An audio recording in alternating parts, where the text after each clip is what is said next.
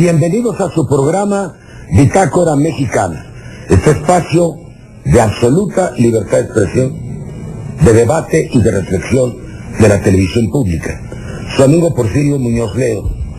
Hoy tenemos a discusión un tema que seguramente va a interesar muchísimo a todos los hogares, a todas las familias que nos escuchan. La idea es presentar un libro que acaba de salir y que acabamos de mostrar por primera vez en una reunión que tuvimos la semana pasada. Su autor es Martí Batres. Él es licenciado en Derecho por la Universidad Nacional, actualmente es el secretario de Desarrollo Social de la Ciudad de México. Tiene estudios varios, incluso en la Universidad de Georgetown, en Washington. Ha sido diputado federal, ha sido secretario de gobierno.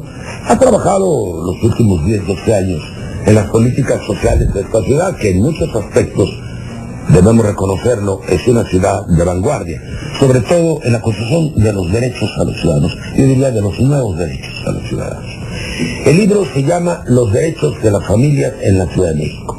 Es un libro muy interesante, estuve en la presentación, porque es a la vez un análisis teórico. Martí, que es un disidente social, es también académico, muy riguroso. A mí me gustó realmente mucho el enfoque, en donde narra, explica cómo el derecho de las familias se va separando del antiguo derecho privado, constaba en el Código Civil. Ya no se rige por el contrato, donde contrato, que tú contratas. La clave de todo, lo explicó muy bien, es el carácter patrimonialista. En los antiguos sistemas familiares lo que importaba era el patrimonio. Y luego la familia monogámica, cada vez más extraña, más rara en el país, más atípica.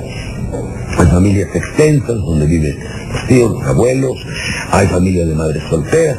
Entonces el derecho de la familia en la Ciudad de México ha tenido grandes transformaciones y se adecua a la realidad y a las necesidades de la gente.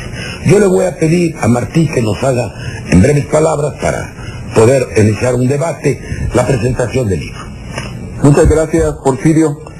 El libro Los derechos de las familias en la Ciudad de México resume los cambios que se han dado en el Distrito Federal en el marco del derecho familiar. Yo me pregunto si estos 13 años que ha habido de gobiernos de izquierda y mayorías legislativas de izquierda en la Ciudad de México han tenido un fruto. Mi respuesta es sí, y lo más importante de ese fruto está en los derechos que han adquirido las familias en la Ciudad de México. Esto no quiere decir que la transformación social ya se dio completamente en la base, pero sí quiere decir que la norma se transformó de una manera profunda. Es muy diferente lo que hay en la ciudad de lo que hay en el resto del país, y en ese sentido esto es uno de los aspectos en los que es más de vanguardia el derecho de las familias. Como tú lo acabas de decir, el derecho familiar estaba en el derecho privado y hay una ruptura del derecho familiar hacia el derecho social.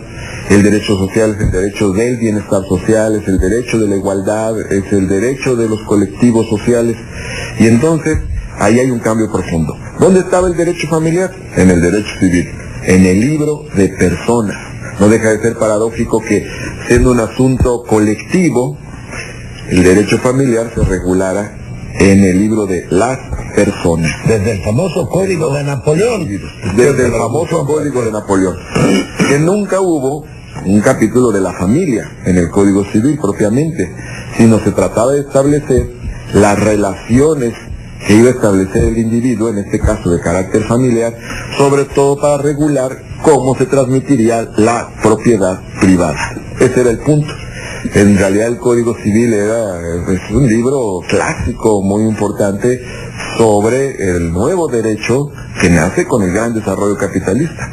Y entonces, así como el Código Civil advierte cómo se transmiten los bienes, cómo se compran, venden, prestan, etcétera, también va a regular cómo se van a transmitir de generación en generación. Faltaba por estudiar el derecho mercantil.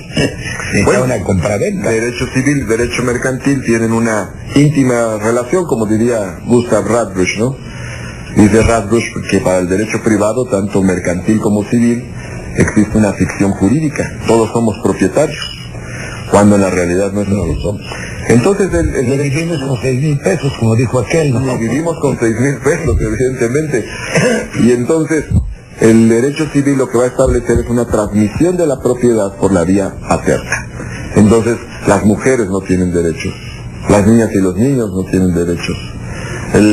Como recordarás, los famosos derechos del hombre y del ciudadano son del hombre, que es el ciudadano. Así es. Las mujeres no son ciudadanas. No eran ciudadanas. No eran ciudadanas. En 1789. Sino que a lo largo de finales del siglo XVIII, todo el siglo XIX, una buena parte en realidad a la emancipación de las personas, a la emancipación de las mujeres. Y ahora, pues, la cantidad y variedad de derechos de los niños. ¿Cómo se iba a pensar en esa época que iba a haber derechos de los niños? Eso es parte de la, del padre. Yo voy a rotar un poco la palabra. Quiero presentar a Beatriz Schmuckler. Ella es doctora en Sociología en la Universidad de Yale. Ha sido miembro del Comité Académico del Instituto Mora. Ha trabajado en numerosas instituciones dedicadas a los derechos sociales, particularmente el Consejo Latinoamericano de Ciencias Sociales. Y claro, es experta en pobreza. Bueno, en familia. Dice aquí, grupo de trabajo de pobreza y política familiar. Bueno, es uno de los temas. Claro, es un grupo de trabajo. Bueno, desgraciadamente, el sinónimo entre pobreza y familia cada vez es más cercano. ¿Tú qué piensas de esto, Beatriz? Es que a mí lo que me importó mucho del libro de Martí es que la visión de la familia es una visión totalmente no patriarcal. Justamente es una visión que tiene que ver con la corresponsabilidad de los miembros de la familia. No hay una sola autoridad, hay varias autoridades adultas que pueden consensar, que pueden hacer arreglos y negociar entre ellos. Es una familia donde los hijos tienen derechos, donde los hijos tienen la posibilidad de ser respetados como seres que también son sujetos de ciudadanía. Sí, con los jóvenes tienen derecho a una vida diferente a la que piensan los padres, que sería la vida que ellos creen valorar, pero como que está pensando Martín una familia que está en proceso de democratización, diría yo. Exacto. Yo diría, en proceso, como dijo Martí, no llegamos al momento de la democratización, pero familias muy variadas, totalmente disímiles, como decías tú, 3 generaciones viviendo juntas, familias reconstituidas. Ya no es cuando el censo dice familia nuclear, está pensando en papá, mamá e hijos. Ya no es papá, mamá e hijos. ¿Qué porcentaje será? Bueno, 20% ya en el país son hogares con jefatura femenina. Ya son más o menos un promedio de 20%.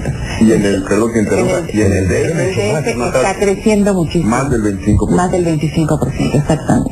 Bueno, esa es una cuestión. Pero la otra cuestión es la recomposición de las familias. Bueno, como tú decías, ya no tenemos la familia típica, monogámica, que dura, el amor que dura para toda la vida. Ya tenemos recomposiciones donde, bueno, hay una tasa de divorcio alta, pero sí la gente se vuelve a juntar, se vuelve a unir, se vuelven a armar matrimonios donde sí viven los hijos del hombre o los hijos de la mujer, junto con diferentes tipos de vínculos en la familia, donde ya el tema de la autoridad pasa a ser no la autoridad unipersonal, que como ve claramente Martí, sino que es una autoridad que tiene que recomponerse, negociar y tener y tienen un vínculo con los hijos de respeto. Y también el tema de la tercera edad, es decir, ¿qué lugar tiene la tercera edad en la familia ahora? Ya prácticamente las abuelas empiezan a reemplazar a las madres que trabajan, pero entonces ¿quiénes son las que crían los hijos? Muchas veces las abuelas, pero no en un sentido tradicional. Cada vez más la familia está como separándose de la familia de origen y planteándose otro tipo de organizaciones, por ejemplo, el respeto a los deseos individuales, por ejemplo, el respeto a las necesidades de los jóvenes diferenciadas de los padres. Hay todo un proceso de transformación que yo creo que es lo que está teniendo en cuenta el libro de Martí, que es muy importante. Muchas gracias. Quiero presentar a Pablo Llanes, él es director del Consejo de Evaluación de Desarrollo Social del DF, es maestro en Gobierno y Asuntos Públicos en la Universidad Nacional Autónoma de México, es también licenciado en Economía y ha estado hace tiempo muy inmerso en las cuestiones de equidad y desarrollo social. ¿Tú lo ves igual? Para ti, ¿cuáles son los más importantes avances de esta legislación de vanguardia? Lo primero que me gustaría subrayar del texto de Martí es la necesidad de vincular todo el derecho de familias en el contexto del derecho social. Y la necesidad de concebir la política de familias en el contexto de la política social. Esto es de una relevancia muy grande, porque lo que hemos vivido en los últimos 20 años a escala mundial es un proceso de abandono de las responsabilidades públicas en materia social, de las responsabilidades del Estado, con la idea de transmitírselas al mercado y a la familia. Exacto. Él decía Martí, y no necesitamos remontarnos a nuestro Engels, que el origen de la familia como lo conocemos es el capitalismo. Antes hubo familias de todo tipo. Antes de incluso la civilización sedentaria, las familias eran matriarcales, porque andaban en la casa, en la recolección y en la guerra los hombres. Y hubo familias plurinucleares, donde que se confundían incluso con el clan y con la tribu. Por lo que digo, aquí estamos volviendo un poco a eso. Entonces, lo esencial de que el esencial significado que sea política social es que hay una protección del Estado al núcleo familiar. No se trata garantista de que se rasquen constituyas. O sea, ya quebraron a la seguridad social y ahora quieren quebrar a las familias. Es decir, la idea de que el Estado deja de asumir responsabilidades públicas, se las pasa o al mercado o a la familia. O sea, un proceso de pérdida de responsabilidades públicas, remercantilización y refamiliarización, pero en un contexto de extremada precariedad de las familias. Entonces el problema aquí, que se ha ido abordando, que es importante, es garantías de derechos sociales para los integrantes de las familias y garantías de derechos civiles para todos los miembros de las familias en un proceso de diversificación de los derechos. Niñas, niños, jóvenes, personas con discapacidad, toda la cuestión de perspectiva de género, adultos mayores, etc. Yo creo que esa es una recreación muy salario social, seguro del desempleo, todo va a la familia. De la concepción de la familia hay una concepción del orden social.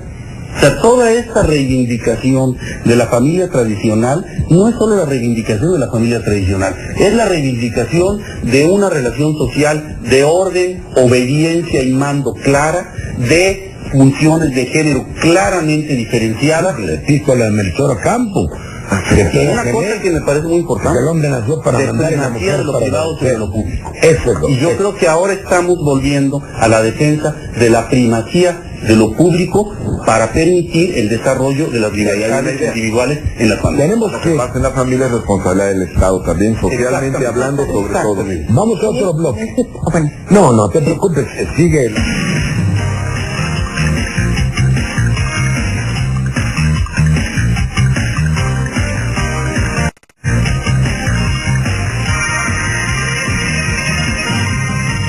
Decías que es un cambio de giro del concepto de familia que ya no corresponde a la realidad.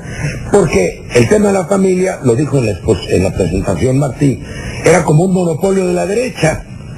Sí, de la vieja tradición católica, ellos eran los que defendían a la familia, ellos defendían aquel núcleo autoritario de buenas costumbres, de buenas maneras, y todo lo que salía de esa normalidad resultaba casi pecaminoso. Ahora la izquierda retoma, yo digo, expropia incluso el tema de la familia como parte central de su agenda, pero no contemplando una familia inexistente, una familia teórica, sino la familia real, la que se da en la sociedad. Ahora, yo para hacer un contraste diría,